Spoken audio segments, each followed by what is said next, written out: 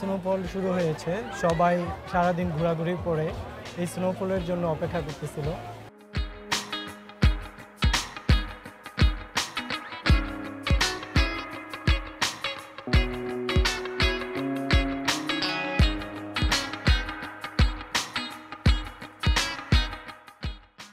এক অন্যরকম অনুভূতি।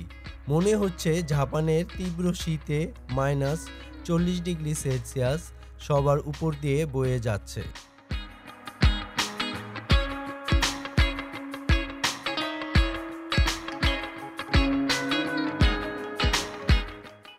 স্নোফল হচ্ছে।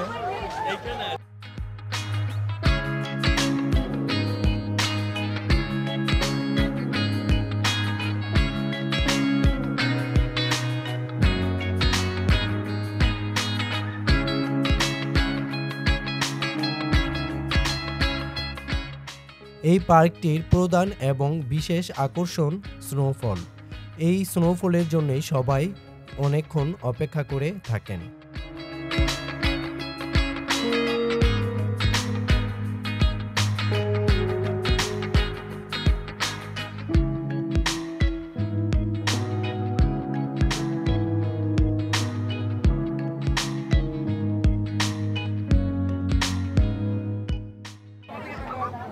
স্নোফল সবাই উপভোগ করতেছে, বাচ্চারা বড়রা কেউ বাদ নেই, সবাই স্নোফল উপভোগ করতেছে।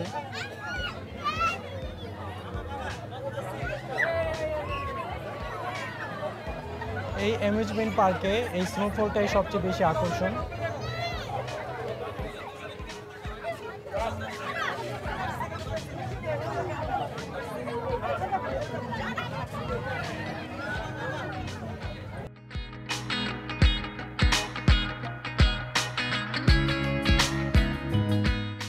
বাচ্চাদের জন্য এখানে সুইমিং পুলের ব্যবস্থা করা হয়েছে এবং বড়রাও সুইমিং করতে পারে।